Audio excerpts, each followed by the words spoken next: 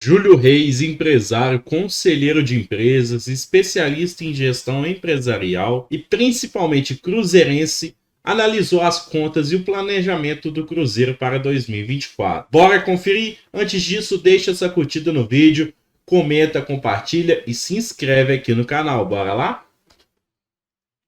Vamos lá, o que é o Cyberclass? É um portal para ser definitivo na área de treinamentos de marketing digital. Você vai encontrar tudo o que você precisa para gerar renda na internet. Você vai poder assinar agora por só 12 de R$ 29. Então toca no link agora, assina, não perde essa oportunidade. Abre um pouquinho a carteira agora, joga a responsabilidade comercial e fala, eu quero 50, 100 milhões a mais de receita. Vocês corram atrás do cara da CIMED, corram atrás de um bet da vida, vai arrumar patrocínio, que é essas contas. Você lembra quando o Cruzeiro contratou o Júlio Batista, ele chegou num carro forte? E antes da gente continuar com o vídeo, confere aqui sua inscrição no CDD. Mais de 60% do pessoal que assiste o canal ainda não é inscrito. Se for o seu caso, se inscreva para não perder vídeos assim como esse. Que nós vamos ter um orçamento entre o sexto e o sétimo menor orçamento de 2024. E eu demonstrei uma preocupação muito grande. Foi um post polêmico, muitos defensores do Ronaldo me achando incompreensivo com a situação do Cruzeiro. Eu anotei os principais argumentos, lógico, a grande maioria concordou comigo, mas é muito difícil ficar debatendo no Twitter. Primeiro eu fico nervoso, acabo, a pessoa, se ela vem com falta de educação, acabo sendo grosseiro com a pessoa, também não gosto. Então, prefiro fazer um vídeo aqui para tentar explicar o meu ponto de vista e ver como que algumas pessoas caem em uns argumentos que são tão imbecis, com perdão da sinceridade, que eu preciso trazer choque da realidade. Então vamos lá, gente. Há muito tempo eu venho fazendo uma análise, não foi uma análise estatística, mas eu venho fazendo uma análise e eu peço para vocês um esforço de avaliarem o seguinte: quais foram os 5 principais times que mais investiram, ou seja, que tiveram maior orçamento para o futebol? Cuidado com mais investir em contratação e maiores salários. São duas coisas diferentes que, ao somar, dá orçamento para o futebol.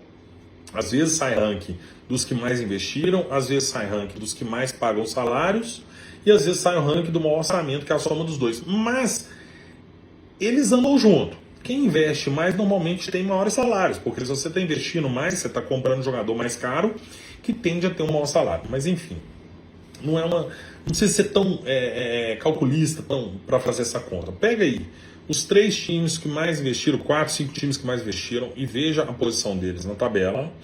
E pega quando eu falo mais investiram, vai ser um vício meu, com maior orçamento. E pega os 5 times de menor orçamento e vê a posição na tabela. Então você vai entender o que eu estou falando.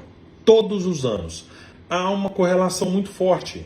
É óbvio que todos os anos, os 5 times que mais investiram, se você pegar a posição de cada um e fizer uma média, por exemplo, um ficou em primeiro, um em terceiro, um em quinto, um ficou em 11º, faz uma média. Pega os 5 que ficaram lá embaixo e faça uma média. Inclusive, se eu tivesse esses dados fáceis de todos os anos, eu mesmo faria esse cálculo para vocês. Se alguém tiver, pode me mandar. O orçamento para o futebol, ou as maiores folhas, ou os maiores investimentos, o ranking de todos os anos, dos últimos 5, 10 anos, eu vou fazer um estudo e vou mostrar para vocês. E faça a média dos 5 últimos. E veja que um vai ficar lá em cima, uma média vai ficar 3, 2, 4, o outro vai ficar na média em 16º, 17º. O que significa isso? Todos os anos significa que há uma correlação muito forte entre investimento e classificação final. Essa correlação é fortíssima, ela é irrefutável. Então, o que isso diz no mundo da estatística? Que há uma tendência, se você investir mais, você tem uma tendência estatística muito grande de ficar lá em cima. Olha, isso é uma obviedade, né? E se você investir menos, você tem uma tendência de ficar lá embaixo. Então esse é o primeiro ponto. Gente, isso é irrefutável. Isso são fatos e dados, é estatística. Eu aposto dinheiro com qualquer um que estatisticamente isso faz sentido. O que acontece é que, eventualmente, alguns torcedores pegam algumas argumentações que a gente chama de sofisma para refutar isso. Ah, mas o time... Qual o time que eles pegam? Eles pegam muito atrás. O Atlético Paranaense não investiu e ficou lá em cima. Ora, Einstein, eu não estou dizendo que é uma regra absoluta. Eu estou dizendo que isso é uma exceção. Acontece todos os anos e vai continuar acontecendo. De um time investir pouco e ficar lá em cima, e o contrário, um time investir muito e ficar lá embaixo. Sempre vai acontecer. O que não pode é imbecilizar a análise, achar que a partir do momento que aconteceu isso uma vez e 70 vezes não aconteceu isso, isso é uma realidade. Então os torcedores argumentam comigo que é o seguinte, mas o Cruzeiro não precisa. Aí, onde que entra? Minha argumentação foi o quê? Que o Cruzeiro está entre os 6 piores orçamento é um risco muito grande. Porque o que significa? Estatisticamente ele vai flutuar entre os 6 piores ali. Ele pode ir um pouco acima se ele for eficiente, vamos falar sobre isso daqui a pouco, eficiência, mas ele pode ir um pouco abaixo se for ineficiente. E o que acontece com o Cruzeiro se ele for um pouco abaixo do sexto de baixo para cima? Ele cai. Ele cai. O que aconteceu com o Cruzeiro o ano passado? Parece que o Cruzeiro teve um orçamento até um pouquinho acima ali da classificação dele. Ou seja, ele foi um pouco ineficiente, mas não foi tanto a ponto de cair. Então, esse ano, o Cruzeiro... Gente, isso é um fato. Eu não estou olhando o time, eu não estou olhando o plantel de ninguém. Eu estou dizendo o seguinte, se o Cruzeiro entrar com o 6º orçamento de baixo para cima, o Cruzeiro é candidato ao rebaixamento de novo. Eu falo isso sem medo de errar. Quando que o Cruzeiro deixa de ser candidato? Se o Cruzeiro for muito eficiente. Eficiente no quê? Eficiente nas contratações e o técnico eficiente no aproveitamento dos jogadores. E quando que o Cruzeiro pode realmente cair? Se ele for ineficiente. Ineficiente nas contratações e o técnico ineficiente não tirar o melhor do elenco. O que é ser eficiente nas contratações? É você comprar mais qualidade com menos dinheiro do que os seus rivais. Aí o Cruzeiro, o fato dele ter um orçamento menor, ele compensa porque ele conseguiu, com muita criatividade, com muita competência, com muita eficiência, montar um time competitivo com um orçamento até mais baixo. E quando eu falo da eficiência do treinador, já ao contrário, aí é o famoso tirar leite de pedra. Você pega igual o Pesolano fez. Você pega um time muito abaixo dos rivais, e consegue fazer ele jogar um futebol mágico, igual o Pepa fez no começo do Campeonato Brasileiro do ano passado.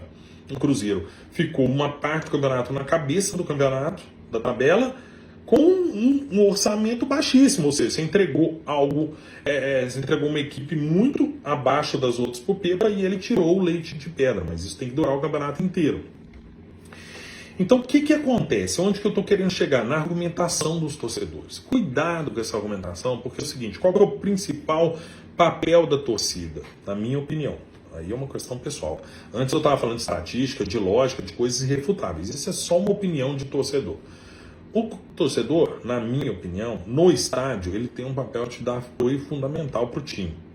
Porque, na minha visão de torcedor, eu nunca vi um time jogar melhor sem o apoio da torcida do que o time quando tem um apoio da torcida. Nunca vi. Então quando eu vou no jogo, eu procuro apoiar o tempo inteiro. Depois do jogo eu xingo, faço protesto, escambau. Durante o jogo eu tento agir da maneira com que eu acho que vai ser melhor para o meu time, não para mim, para minha alma, para o meu ego, para o meu nervosismo, não. Mas não é aqui que eu quero falar. Eu quero falar fora de campo. Apoio incondicional fora de campo é perigosíssimo. Principalmente numa SAF.